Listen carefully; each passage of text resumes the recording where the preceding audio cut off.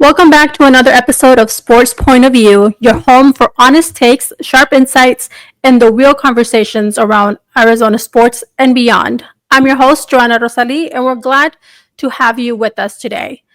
On our last episode, we dove into the Arizona Cardinals offseason moves, NFL draft picks, and the 2025 season preview with special guest Ed Smith. Be sure to check it out. It's a must listen for any Bird Gang diehard fan. But today, we're stretching gears and covering a whole new lineup, the Arizona Diamondbacks. Roller coaster season and where their manager, Torey Lovullo, still has the clubhouse locked in. We'll also kick in with some soccer talk, specifically Phoenix Rising FC and the Gold Cup, which is around the corner, literally. And we'll finish strong with a look at Arizona's local boxing scene, who's rising, who's fighting, and what's next. Today, I have special guests joining us from azcentral.com, José Romero, who knows Arizona sports scene inside and out, and bringing some serious insight that you do not want to miss. So grab your favorite jersey or coffee, settle in, and let's get into it. This is Sports Point of View, where the takes are hot, but the conversation is grounded. Jose, bienvenido. Welcome to Sports Point of View. Thank you for joining me today to talk some Phoenix sports. It's great to have you on. How are you today? Un placer. Thank you for having me. Doing great, man. Family's doing great. My kids driving me nuts, but we're a big happy family, and there's always work to be done. So, I always say that I never really work a day in my life because I get to do what I like every day for work. So, good stuff. Exactly. I love to hear that. And then, of course, your kids, they're only doing their job. So you can't blame them. Right. Oh, no. Thank you for coming on and chopping up some sports talk. There is a lot going on here in Arizona, especially during the summer, as hot as it is. You can't believe it. So much sports action here in the Valley. But I want to go ahead and just dive right into it, Jose, and talk some baseball. I want to go ahead and just step up to the plate and with the baseball talk. The Arizona Diamondbacks have had a season full of highs and lows and a whole lot of questions. More questions than answers, it seems, as of late. From stand-up performances, at the beginning to then struggling and the pitching, and the team has kept fans on their toes for sure. So at the center of it all, manager Torey Lovullo, the coach or manager, you should say, is a man under pressure right now with high expectations that are only growing, and we are hitting mid-season. The All-Star break is just not too far off, about a month away. So I have to ask, will the D-backs make it to October baseball before we dive in and dissect with what's going on with the team? I mean, it's so strange because this week I went to the game on Tuesday and they were up 6-0, and it looked like they were in control. It was Pittsburgh Pirates, not a very good team, and you figure that's a win, right? That's going to be a win, 6 innings, and then it all just came apart in that game, and they lost 9-6. And since then, they haven't won. They had a day off, and then they lost Friday. They lost Wednesday, then they lost Friday. And so where to start? I mean, it's just obviously the relief pitching is a big problem. It's a big issue. The guys who they are counting on to be their frontline relief pitchers are not getting the job done. They were doing it earlier this season, but it's kind of come apart now. Jalen Beeks is a guy I think who's given up runs in his last couple of outings. He's a left-hander coming out of the bullpen. You've got you're asking Shelby Miller, who's never been a closer, to be your closer while you try to get Justin Martinez back into closing condition. And the guy they really miss is AJ Puck, who's the power pitcher out of the bullpen, left-hander, really has probably the most electric stuff as a closer. And I say that because Martinez's velocity has been down. He's trying to get that back to a consistent level. So really, where it starts is the problems in the bullpen that they've had, where nobody is really locking it down and getting the job done. And the starting pitching has been really good. It wasn't on Friday, but your bullpen is expected to come in a close game and keep it close at least. But that hasn't been going on. And then you look at the offense; they're hitting. I mean, for the most part, they're hitting really well. It's just that when the pitching is not going well, you have to score an inordinate amount of runs to keep pace. And these teams like the Nationals and the Pirates, they have nothing to lose. I mean, they're coming in here, they're being aggressive, swinging the bats, scoring a ton of runs. Washington right now is a hot team. I mean, they went into Seattle. I think they took 2 out of 3 out of the Mariners, and the Mariners are in first place. So it's just kind of everything hitting a perfect storm all of a sudden. I really think that the series against the Dodgers in LA and then in St. Louis kind of took something out of them, because they played a lot of close games against both those teams and lost. They lost those games. So they lost like 4 or 5 really close games against those two teams. All right. So I want to go ahead and dive into a little bit more with what's not happening, with what Lovullo needs to do to keep this team on the hunt.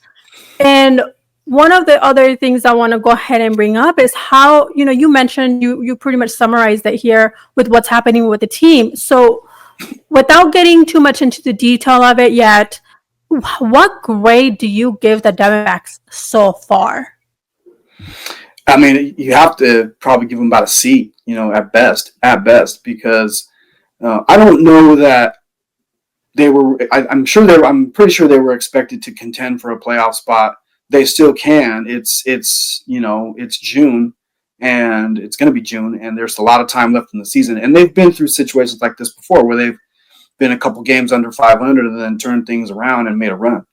I think last year kind of haunts them a little bit. They came 1 win away from making it into the postseason, and it didn't happen. They had to sit there on that last day and watch the Mets and the Braves, basically not play the second game of a doubleheader and allow both of them to get in.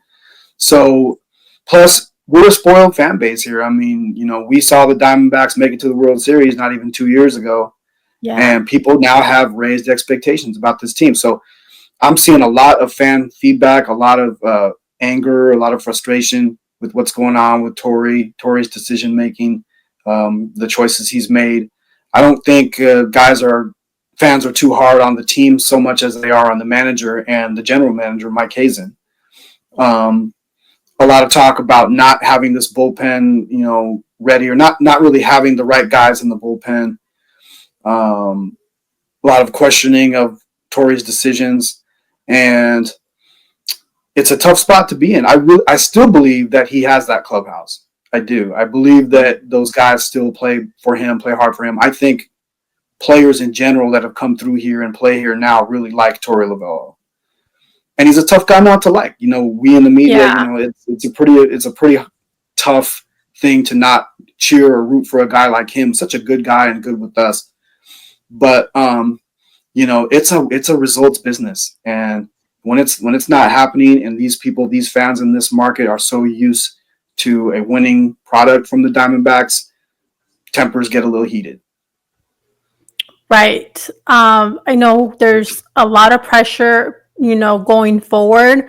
And yes, high expectations. The fans, yes, you mentioned it. We are spoiled, and we saw, make that miracle run to the World Series. Unfortunately, they fell short, but it was still fun and exciting to watch.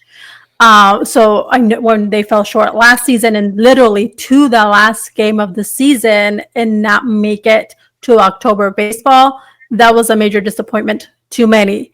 So, it's even, the expectations are even higher, and you mentioned it, results based, leagues, business that we're in, and they're really falling short. It seemed like they had a good start, but things have just been falling apart. Like the wheels, it seems like they're just falling off the bus.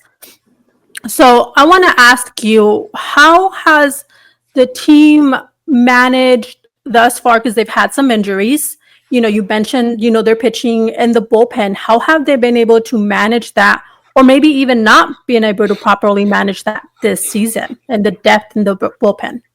Yeah, I think there was definitely roles carved out for the relievers in spring training, and there was a plan there, right? There was a plan to have Puck and Martinez be kind of like the late inning guys, maybe the co-closers, or one guy sets up the other guy, etc. There was a plan to have who was going to be the middle relievers, and be that injuries or just people kind of coming up short. It started out okay, and they were even missing. They've missed AJ Puck for most of the year, and then they had a guy, Kendall Graveman, who was injured for a good part of the early part of the season. Now he's back, so the pieces were there. They lost a couple of them. They lost Justin Martinez for a little while, but I mean, when you see, you would expect that bullpen would kind of elevate itself and step up its game and take care of business, but it just hasn't been that way. And sometimes relievers just go through these rough times. Ryan Thompson's a guy who really struggled against the Dodgers and in St. Louis, and now he's kind of come out of it. So these things kind of go in cycles. I do think that they will kind of right themselves to some degree. Now, is it too late? That's the question. I think it would be a hasty move, probably too soon to do this, to let the manager go. This is a guy who has the most wins in franchise history as the manager. He probably has earned the right to kind of fight through this and battle through it. And then you have Ketel Marte was out for a while, injured hamstring. I was there when he hurt it, and I knew right away. I mean, this is something that was gonna take a while. Hamstrings are tough to overcome; they take a while. Oh, yeah. So, but he's back, and you've got Corbin Carroll, who's been interesting with him. I mean, he was scorching hot in the beginning of the year. He's tailed off. He got hot again. Now he's kind of on a little bit. He's been striking out a lot more lately, I've noticed. So they really count on him quite a bit, and that's very evident to see that he matters to their lineup a big deal. So got to get Ketel Marte consistent. Got to get Corbin Carroll hot again. Eugenio Suarez is who he is, right? He's gonna hit 240, 250, and he's gonna hit a bunch of home runs. I love watching that guy. Yeah, he is a joy to watch. But he's gonna give you the power. He's not gonna give you a great average. Gurriel and Moreno are starting to get hot. They're warming up. So the signs are there for the offense, and the offense has been there. I mean, this is an offense, a lineup that is pretty hard to stop, to at least to limit. And they hit well, and it's just that you can't put together a winning streak. You can't have consistency, and you can't win series if both the pitching and the hitting aren't working together and aren't coming together to produce results. Right. It's a combination of sequences that need to, execute pretty much seamlessly in order to get the results that you're looking for. And, and that's winning, getting those wins. So I want to ask you, you touched on Torey a little bit, his decision making, him being, how he's loved by everyone, the fans, the media, the front office, the players, all the way around, and how he's the most winningest coach in the franchise. So with that being said, there was he spoke on one of the media conferences or pressers where he's he acknowledges what's going on. He's doing his best. Sometimes it doesn't always pan out. And then also Mike Hazen, the GM for the Diamondbacks, also came out and backing him in his decisions, and Torey's decisions that have been made as a coach and in game, and unfortunately some of those decisions haven't always played out well. So what do you think about the front office here? Their positioning, you mentioned, probably, maybe not the right time, or, they might not, say, walk him to the door or anything like that. But what does the front office expect of him this season? And could his job be secure, after this season for Torey? Yeah, I think that, I think he's going to get a long enough rope where he can finish the season. Torey is. And he and Mike Hazen are extremely close. I mean, they're very close. They are. Families know each other. They're friends off the diamond. They talk constantly, several times a day. It's not just a professional relationship with those guys. It's a very personal relationship, and that makes it really difficult, I'm sure, for Mike Hazen or anybody, or Derek Hall, the president, who's ever really making these decisions, to tell Torey, sorry, we're done here. We've had enough. We're struggling too much. We got to make a move.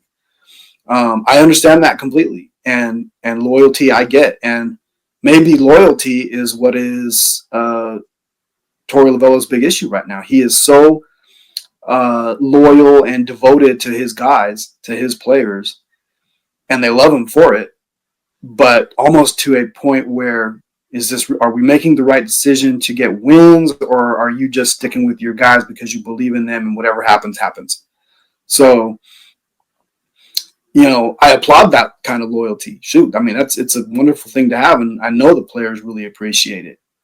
But at what point who is going to be that person in the organization who says, okay, forget all this loyalty. We need wins. We got to make moves. So that being said, I would anticipate that if they can be somewhere where they, somewhere around 500 or still in the race when they get up to the trade deadline, I would expect them to be active. I think they're starting to realize we got to do something here. We got to make some moves, and maybe that's what they have to do is, bring in some fresh arms and change this thing around. But those discussions are probably kind of preliminary at this point. And there is lots of time left in the season. We've got 3-4 months, of baseball to go. Long season. So there's a long way to go. It's a marathon, not a sprint. I would just tell fans, keep believing, keep showing up, because the attendance has been amazing this year. And and it's not a bad thing, right? I mean, the team keeps you, like you said, the team keeps you on the edge of your seat, and it's a good product. It's a good thing to have here for us. I know people expect the wins, but there's time. There is time for them to get things right. That definitely is. Loyalty for sure is a double-edged sword. So we'll see how the remaining of the season plays out. I am hopeful. The Diamondbacks have been able to do it before and surprise you, where they have a horrendous first half of the season, and then once All-Star break, they come back from that.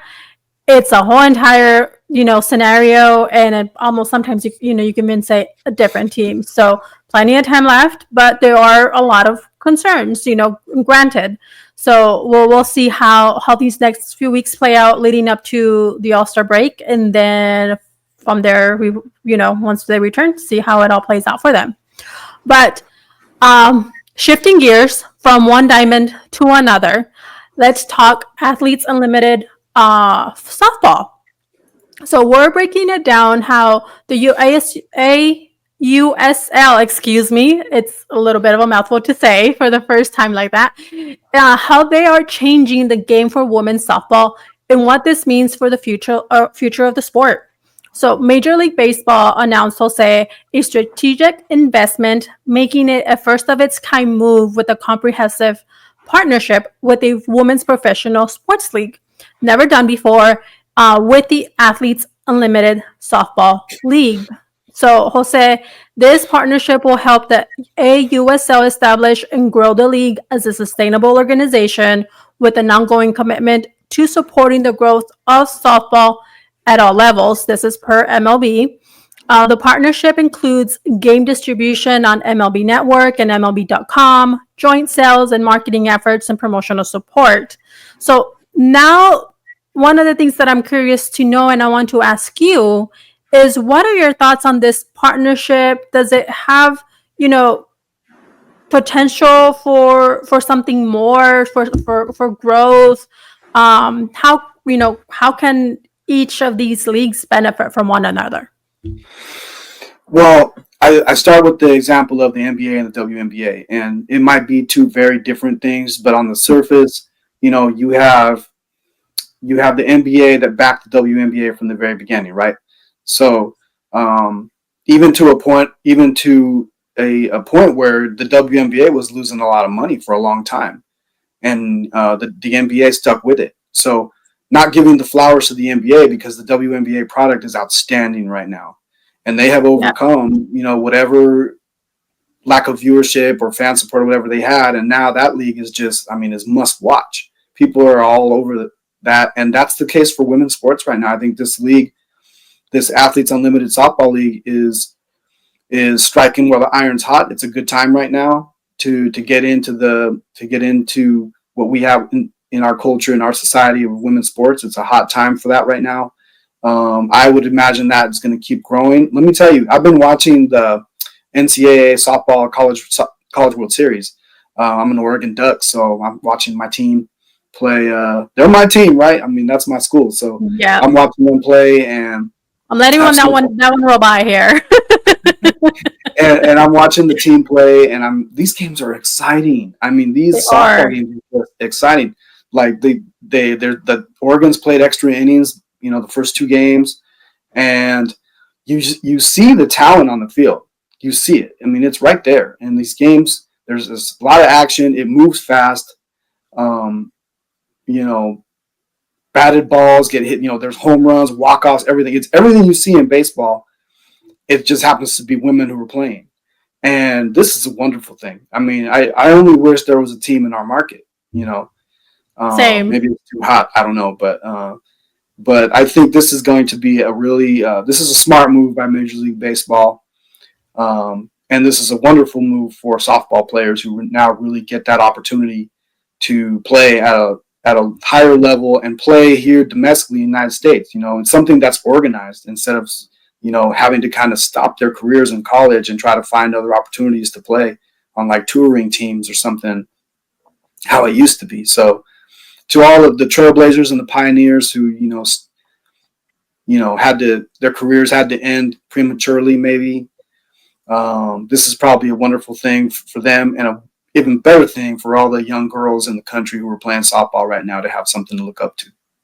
Yeah, I am very, very excited. And one thing that's kind of funny in a way, like maybe a couple of days before this announcement broke out, because it happened pretty much overnight about MLB backing the AUSL, and I was thinking like, wouldn't it be, like, it would be so awesome, just with how the WNBA has its immense growth and popularity and with women's sports, if there was of course there was the creation of this softball league, but for like MLB to support the league or have a league of their own, a women's sports, and then back it up in some way, and then 2 days later there's this announcement that it was crazy. And but I'm very excited to see this with women's sports, how it's growing.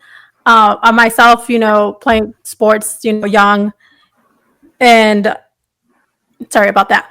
And then seeing all the women's sports and how they're taking off, it's just so fascinating to see. But back to the AUSL, one of the things that I am excited for them in the future is right now there are only 4 teams for the inaugural season, and they're just playing in in an area and having the games play out. But it will become a city-based league beginning in 2026. There is opportunity for expansion there. There are currently teams in various cities, so there is that potential there, and that is what they're aiming to do in the near future. So a question I do want to ask you, Jose, is what would it take for the USL in conjunction with MLB for this to become a staple in professional sports, such as is the WNBA now? Yeah, I mean, I think it's just it has to start somewhere, and so it's starting now. And I think there is enough interest. I think there's a lot of kids playing softball. I know just even in our community here in Phoenix, it's a big softball area. Arizona State has a really good program. U of A has a really good program. So Um, it's tough because you have to be willing to take the risk, and you have to be willing to maybe not make money and it not be profitable in the beginning.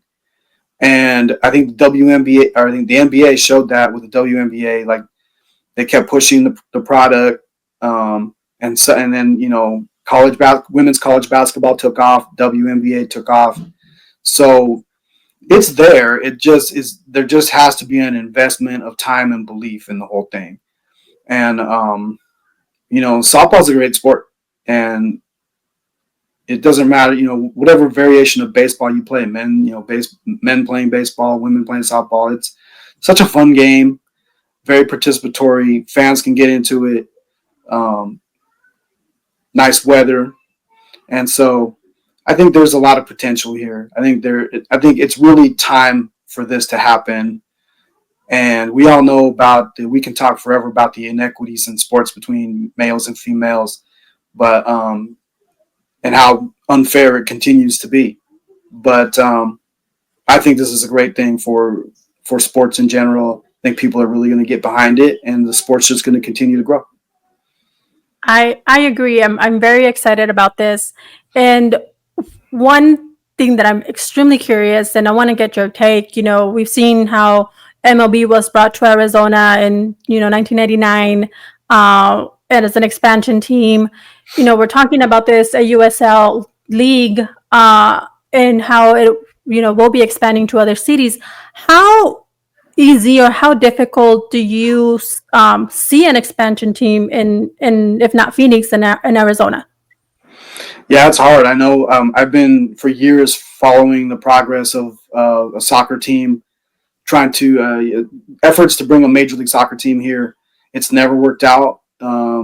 It's There was also recently a pro women's soccer team that was going to come here and play, and So that heartbroken didn't about work that. out because they couldn't find. They wanted female ownership. They couldn't find women to be the predominant owners of the club, of the franchise. So that's fallen through for right now. Still believe it can happen, but you know that's a key thing too. The ownership needs to be representative of the players on the field. I think that's a really important factor to have. So Mhm. um, we've tried here in this market to get teams. We failed, and be it the weather, be it the lack of ownership that they're looking for, be it lack of investors, facilities. I don't know what. So definitely Phoenix is a challenge, when it comes to an expansion team. Baseball, obviously, back in the 1990s was a great fit because spring training was here, and it's a summer sport. They knew they needed to build a roof and have it, air conditioned, and it's obviously worked out really well year after year. But the efforts to put other teams here, and we even lost a team, right? We lost the Coyotes, we lost the NHL. Yep. So there are challenges with this market, and that are probably too numerous to mention. But I believe that because soccer number one is such a highly played sport among girls, softball is too. That's the starting point. You have that, so now you've got the audience. Now you just have to take the leap of faith and bring in a team. You touched on something very key, and I wasn't on my agenda to discuss, but I love that you brought it up. And one of the concerns and one of the challenges, you mentioned it for the women's soccer league and trying to bring one here. You mentioned the NHL with the Arizona Coyotes. We're talking here the possibility of a USL team, expansion team, hopefully in the future. But we've seen teams come and go, like you mentioned, and challenges for whatever reason. What do you believe is a major challenge with either bringing or keeping a sports team here in Arizona? Yes, we have the Phoenix Suns with basketball, Arizona Cardinals with NFL, and the Arizona Diamondbacks. But there's also have been some rumors with some other things happening in that aspect. But regardless, Arizona Diamondbacks remain here. But what are some of the things where having that investment come in, or that ownership, what is not being met? What are the challenges? Is it just the money? Is it the the people? Is it the weather, location, as far as where a stadium or an arena or such may go? What is that? Because in California, it doesn't seem to be as difficult to have that, or some other cities that are as large as Phoenix is, but for some reason we continue to have that challenge. Yeah, I mean, you hit the nail on the head. I think everything you just said are the issues that we face here. Um, it's finding the investors. It's finding, when the Diamondbacks came in, they had Jerry Colangelo. They had a strong ownership group already in place and ready to go. There's it's really everything. It's finding ownership, finding investors, facilities. You can't put a team here in this heat and play in the summertime if you don't have a roof on your stadium or some kind of climate control. Um, I think that's been a huge challenge as far as Major League Soccer. It's been talked about here for years, and a soccer specific stadium would need to be built. So that's another thing. Softball team, do you need to build them a specific facility to play? I would think so. I mean, they can't play at Farrington and ASU all the time unless some kind of partnership could be worked there. But yeah, there's just so many things, and the weather, obviously, the climate here. You can play sports all year here, but it's really hot. It's really hot in the summertime. You're playing your games at 8 o'clock, 7:30 at night. That probably affects TV viewership because on the East Coast, nobody's going to watch those games at 11 o'clock at night. So just a lot of factors here. It's a huge market. It's why people are attracted to it, to bring teams here. But we also have to consider that, there's a lot of alternatives for people in this area, right? Like if you bring a team here which has a season that is in the winter time, people are outside hiking and they're doing their own thing and they're enjoying the nice weather. You bring a team here in the summer, it's going to be too hot. And then people are looking for alternatives. But at the same time,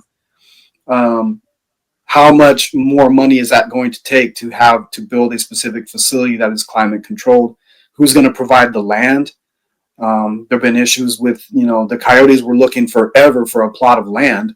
They finally felt like they had one. It fell through because it got turned down by the voters. And that's the other thing. That was so heartbreaking. And it's already been proven here that the voters are going to turn down, an arena, the prospect of building a facility. Tempe did it. The voters are the ones who have to pay. Yeah. And so that's another thing. Are we really going to, are voters going to vote for the building of a stadium in their neighborhood or in their town? It's already 0-1, right, with Tempe. So, right. So there's a lot of things, and sometimes I don't get it because this is such a great place to live and to work and to do what we do. But on the other side, people just really are very stubborn in their beliefs and trying to keep their community tight. Exactly. So I want to go ahead and keep the talk you mentioned here with Major League Soccer. And I want to go ahead and, go into that conversation with the Phoenix Rising.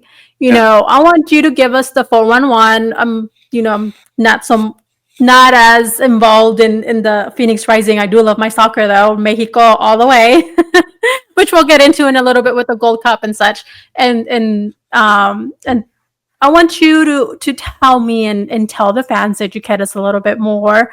What do we need to know about the team that, this season so far seems to be, a pretty hot team, and, also another one with high expectations with how the results that came of the USL last season and them being champions. So go ahead and dive right into it. My daughter just showed up. How about that? Does she have the 411? So with Phoenix Rising, they're in the USL, which is the second division of soccer in the United States. Major League Soccer is number one. So it's a second division team. They've been pretty successful. They won the league championship a couple years back. And since then, they've gone through, I think, 3 or 4 different coaches, trying to find that continuity, trying to meet fans' expectations and get back to where they were. It's a good product. You play in the heat. They play at night mostly, but it's hot. And the stadium is right there on 38th Street in Washington in Central Phoenix.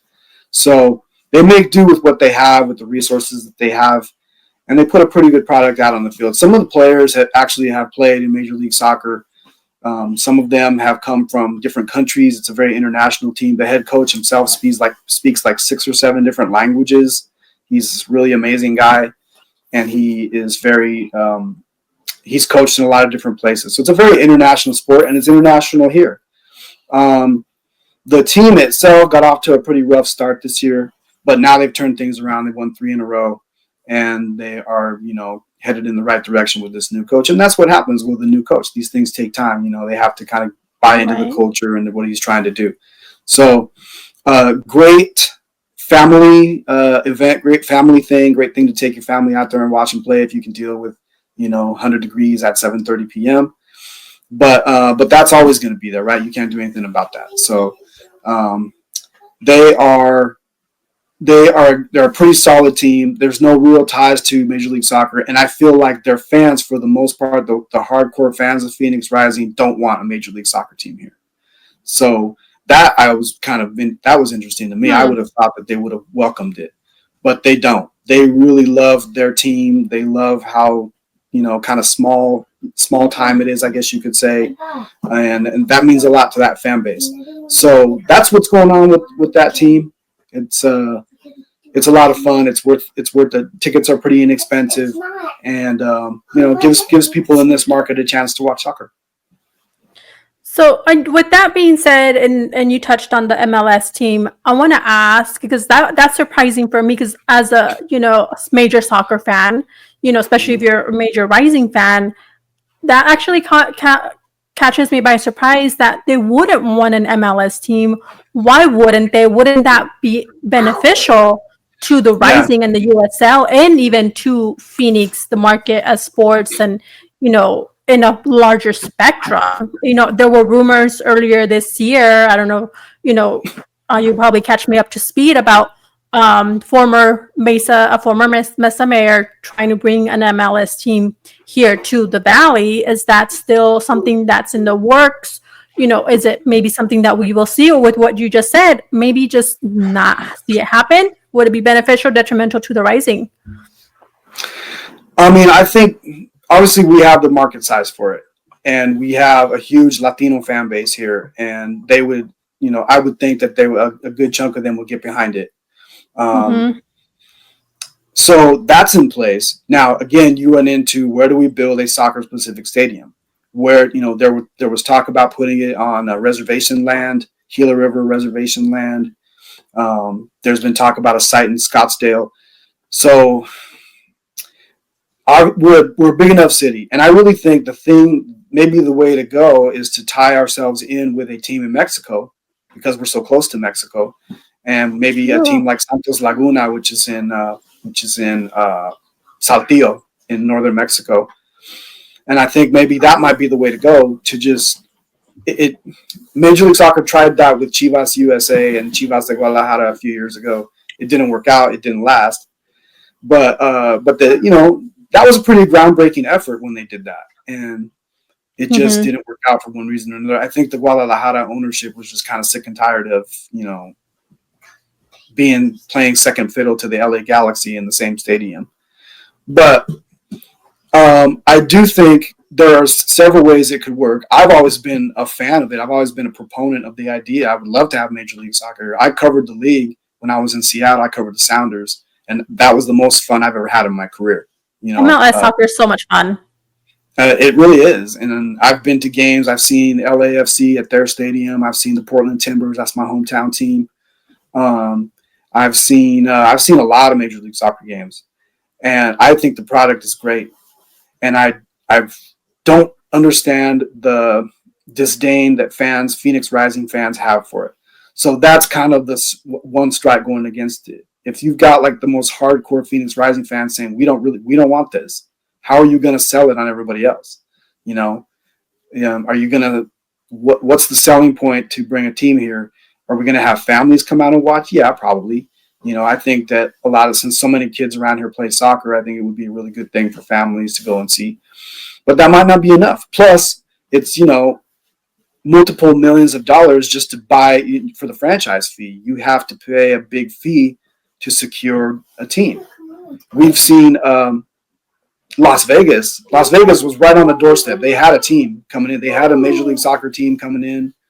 It was going to be there, right. And all of a sudden everything fell through. And that's what happens with Major League Soccer. They lose. They get right to the doorstep and they can't walk in because they don't. For something falls through with city government or funding or ownership. It happened in Sacramento. It happened in Las Vegas. San Diego was the city that ended up getting that team.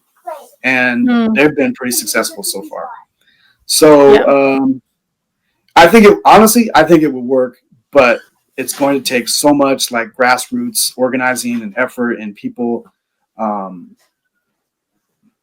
in here and saying, how do it has to be some sort of local ownership group that's going to say, we can make this work. We're going to build a new stadium. It's going to be air conditioned. We can play games any time of the day. And that's how it's going to have to work. And you're going to have to really, really, really, and I know you'll agree with me on this, you're really going to have to court that Mexican fan base here, get them really involved, and get them to be a big part of the ticket buying customers for a Major League Soccer team. Very similarly to Arizona, sometimes Diamondbacks sometimes do this with baseball, and how baseball does it with the what's it called? Oh my gosh, the World Baseball Classic, and bringing those players, interchanging whatnot. So maybe something of the likes in that spectrum. But one of the things with you, we're just diving a little bit more into the ownership side of it. And why not have a joint ownership with the team, here in Arizona, or even just to grow the MLS, nationwide? Take a book out of, Europe, or even there's even, or even the NBA or MLB. There's those joint ownerships. We have here what Ryan Reynolds, he's part owner of a team in Europe. Instead of investing here, he went out and invested over there, as well as other famous stars, who have that. Why not do that with MLS or do that with women's, professional soccer or any other sports of such? If you're trying to grow and, support your how would you say, your fan base here in the U.S. Yeah, I mean, who's our celebrity who's going to do that, right? We got to figure that out. The Ryan Reynolds move was just genius. I mean, they've put that on TV. They've got the TV series about Wrexham, and everybody knows about that team now, and people travel over there now so they can watch them. And and that's the tough part. The Phoenix Rising's ownership had I'm trying to remember the DJ's name. Famous guy. He was part of their ownership group. He still might be. Forgot about that. But that's the thing. You have to find somebody with the know-how, the business sense, the face, the recognition, who's going to be that spokesperson and really become a part of it. And that's tough because who's probably our most famous celebrity from here? The actress from what's her name? She was a famous actress that was in that. She won an Oscar. Or the movie won an Oscar. The movie with Ryan Gosling and they dance together. It's L.A. in the old school times, but I'm trying to remember what it was. Anyway, so and then we have a lot of stars here in the Valley too. Yeah. So to come here, I don't know. Or here's an idea, Jose. How about we go buy some lottery tickets, win the jackpot. You and I can become co-owners and bring in a USL, bring in a women's sports team and an MLS team. How does that sound? I'm with you. I mean, if we had the means to do it, I'd do everything. Yeah, absolutely. All right, so I want to go ahead and keep on talking some soccer with the CONCACAF Gold Cup 2025. It's the region's premier men's national team competition. And we have, multiple countries competing in this. This will take place from June 14th to July 6th in the United States and Canada. 16 teams will compete, and then they'll be qualified, in groups. They're qualified, they're in group stages. And they do have one invited guest, Saudi Arabia, and then they will play across 14 stadiums and 11 host cities. So that's the rundown there. But have you listened, before I dive into this, have you listened to the song for this Gold Cup? I like it. It's from Luis Fonsi, and Yeah. it is very, upbeat. So if you guys haven't listened to it, I recommend it. But I want to go ahead and ask you about the USMNT. They begin their Gold Cup slate on June 15th against Trinidad and Tobago and in San Jose. So I want to ask how you feel about this U.S. men's soccer team in depth, especially in comparison to Mexico and Canada, which we'll dive into Mexico here shortly. But how do you feel about this U.S. team? Well, it's a new coach, recently hired, Pochettino. I think he's still trying to build his culture, still trying to get a feel for what guys he can count on. I know the team has struggled of late, and hasn't had the results. It's such a hot and cold team. I mean, they sometimes look amazing and they look like they could compete and beat almost anybody. And then there are times when they play against, smaller nations and they lose. And it's just, I think it's very disheartening for a lot of soccer fans, I think. But people have to understand, we say we're a soccer nation. We're more of like a basketball, baseball, and football nation. We're getting there. There's no doubt about it. But the key there, I think, is that you got to have guys playing in Europe. You got to get guys to Europe where they're going to play their best. They're going to play the best competition, and they're going to get better. I'm not knocking Major League Soccer at all. I think that there is a time and a space for good Major League Soccer players to play on the U.S. national team.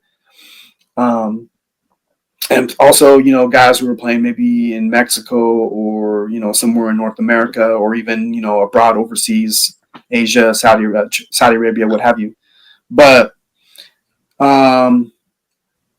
it's just hard to, it's also the system, right? Like in the United States, you have to pay to play the game.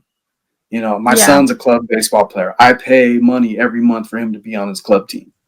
And if you look at Europe, it's not like that. If you're good and some coach spots you somewhere on a grass field in suburban Paris or something, they're going to snatch you right up and put you in their academy and say, here, everything's paid for. You're good. Yeah, like sponsorships or scholarships. Look at the team, right? Look at France. Look at their team. Most of the players are from African roots. They're black players. They have poor upbringings in France. They can play soccer. They're fantastic athletes. Some academy coach spotted them and said, you don't have to pay for a thing. Come play for me in Marseille. Come play for me in, whatever city in France.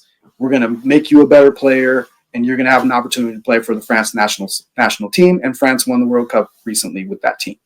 So that's the tough part. Like, it's an expensive sport for people. It's just a ball and goals, right, in a field when you break it down. But you have to pay in America.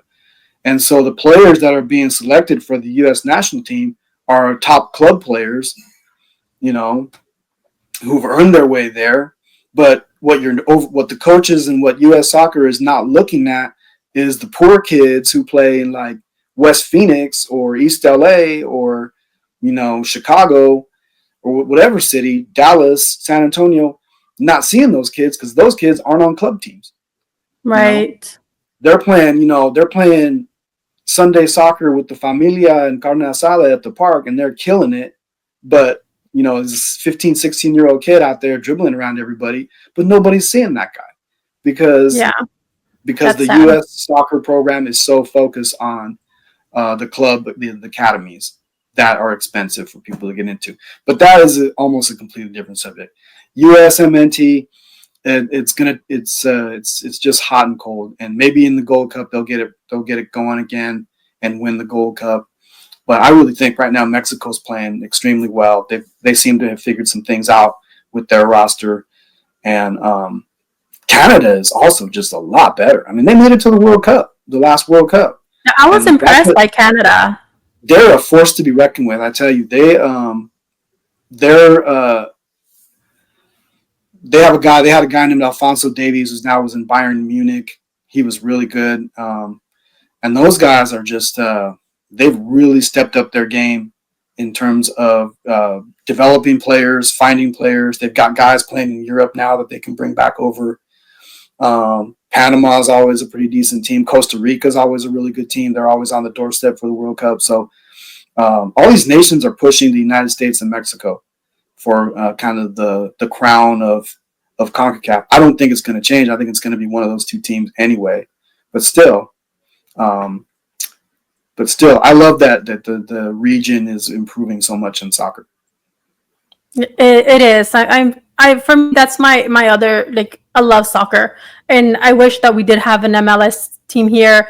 You know, we do have the FC Rising here with and we do have, you know, the Gold Cup that comes here and has a, you know, a stage that's played out here. Typically it's Mexico, US, and, you know, some of the other countries.